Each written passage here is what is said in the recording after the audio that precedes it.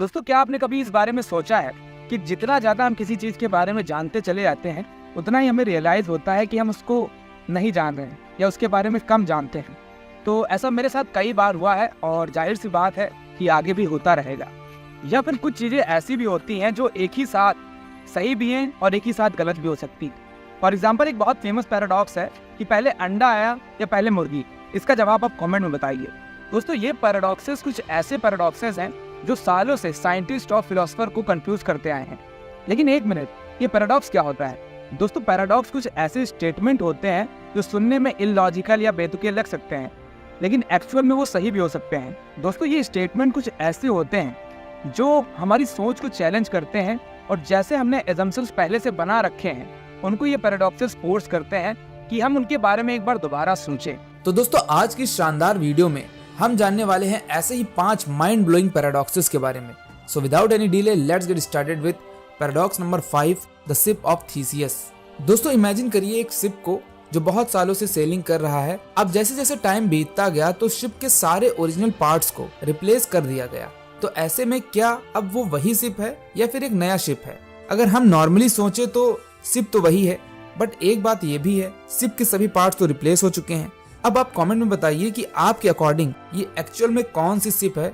वैसे दोस्तों, अगर इसका एक जवाब होता तो ये पैराडॉक्स की लिस्ट में ना आता। So now let's move to paradox number 4, the grandfather paradox.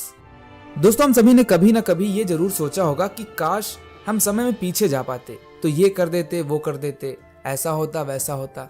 लेकिन प्रैक्टिकली ये पॉसिबल नहीं है। फिलहाल तो नहीं है, आगे पता नहीं। लेकिन दोस्तों, ये पैराडॉक्स टाइम ट्रेवल की सभी संभावनाओं पे एक क्वेश्चन करता है। चलिए जानते हैं कैसे। लेट्स सपोज आपके पास टाइम ट्रेवल मशीन है जिससे आप टाइम में पीछे जा सकते हो, और टाइम में पीछे जाने के बाद आप एक्सीडेंटली अपने दादा या दादी में से किसी एक को किल कर देते हो। वैसे तो ऐसा कोई भी नहीं करेगा, लेकिन एक्सीडेंटली ऐसा आप कर देते हो। या फिर उससे भी पहले आप अपने किसी डायरेक्ट एंसेस्टर को किल कर देते हो जब उनके कोई बच्चे नहीं थे। अब दोस्तों, इससे होगा ये कि इस घटना से जो भी फ्यूचर इवेंट्स होंगे वो बदल जाने चाहिए, जिस फ्यूचर में आपका भी जन्म है। लेकिन एक मिनट दोस्तों, सोचने वाली बात यह है कि इस घटना के होने के बाद तो आपका जन्म ही नहीं होना चाहिए था, क्योंकि आपके डायरेक्ट एंसेस्टर्स जो थे वो तो थे ही नहीं, फिर आपका जन्म कैसे हुआ? और सोचने वाली बात यह भी है कि अगर आपका जन्म ना हुआ होता तो फिर आप पास्ट में कैसे आए? इसलिए दोस्तों, ये एक पैराडॉक्स है। हालांकि पास्ट में जाने के बाद आपको अपने दादा दादी को किल करने की जरूरत नहीं है। बहुत से दूसरे भी रास्ते हो सकते हैं। शायद आप अपने ग्रैंड पेरेंट्स की शादी ही ना होने दें। Paradox number 3, the crocodile paradox.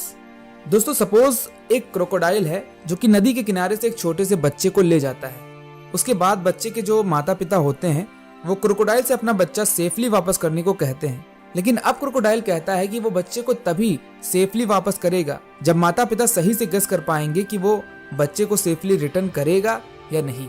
ध्यान से सुनिएगा फिर से, वो बच्चे को तभी सेफली वापस करेगा जब माता पिता सही से गेस कर पाएंगे कि वो बच्चे को सेफली रिटर्न करेगा या नहीं। अब अगर माता पिता सही गेस करते हैं तो क्रोकोडाइल बच्चे को सेफली वापस कर देगा, नो प्रॉब्लम। लेकिन अगर उनका गेस रॉन्ग हुआ तो क्रोकोडाइल बच्चे को ले जाएगा। अब यहीं पे आता है पैराडॉक्स कि अगर माता पिता ये गेस करते हैं कि क्रोकोडाइल बच्चे को नहीं वापस करेगा और क्रोकोडाइल बच्चे को वापस कर देता है, तो इस केस में दोस्तों पेरेंट्स का जो जवाब है वो कॉन्ट्रडिक्ट कर रहा है, क्योंकि उन्होंने तो गेस किया था कि बच्चा नहीं वापस करेगा, लेकिन उसने तो वापस कर दिया।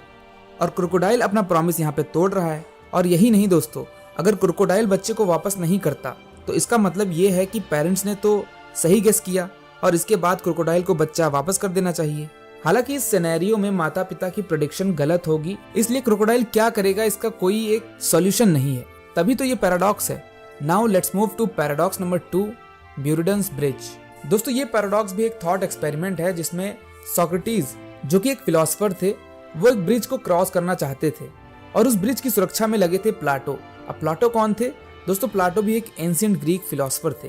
प्लाटो सोक्रेटिस से कहते हैं कि वो तभी इस ब्रिज को क्रॉस कर सकते हैं जब वो सच बताएंगे। लेकिन अगर सोक्रेटिस ने झूठ बोला तो प्लाटो उन्हें ब्रिज से नीचे फेंक देंगे। तो सोक्रेटिस इसका जवाब देते हुए कहते हैं कि यू विल थ्रो मी, यानी आप मुझे फेंक दोगे। तो अब जरा आप सोचिए कि प्लाटो क्या करेंगे। अगर वो सोक्रेटिस को पानी में फेंक देते हैं तो इसका ये मतलब हुआ कि सोक्रेटिस तो सच बोल रहे थे और जिस वजह से प्लाटो को उन्हें ब्रिज क्रॉस करने देना चाहिए था।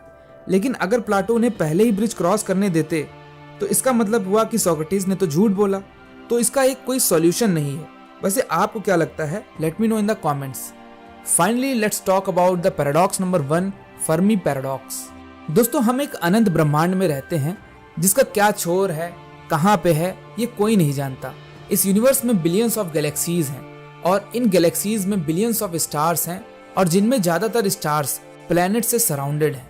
बट दोस्तों, सोचने वाली बात यह है कि हमारे यूनिवर्स की 13.7 बिलियन ईयर्स की एज में हमारे इस यूनिवर्स में अर्थ जैसे बहुत से प्लैनेट्स होंगे और इस बात की बड़ी संभावना है कि उन प्लैनेट्स पे इंटेलिजेंट लाइफ भी विकसित हो चुकी होगी। फिर अब तक तो किसी न किसी इंटेलिजेंट लाइफ को या एलियंस को हमारे ग्रह पे आ जाना चाहिए था। और यहीं पे आता है हमारा फर्मी पैराडॉक्स, जो कि सवाल करता है कि where are the aliens? Aliens कहाँ हैं? वैसे दोस्तों, मैंने फर्मी पैराडॉक्स पे एक डिटेल्ड वीडियो बनाई थी, इसे आप देख सकते हो इस लेफ्ट वाली वीडियो पे क्लिक करके। और अगर आपको ये वीडियो इन्फॉर्मेटिव लगा हो तो लाइक करिए, कमेंट करिए एंड चैनल को जरूर सब्सक्राइब करिए। Be the part of my journey. Thank you so much for watching.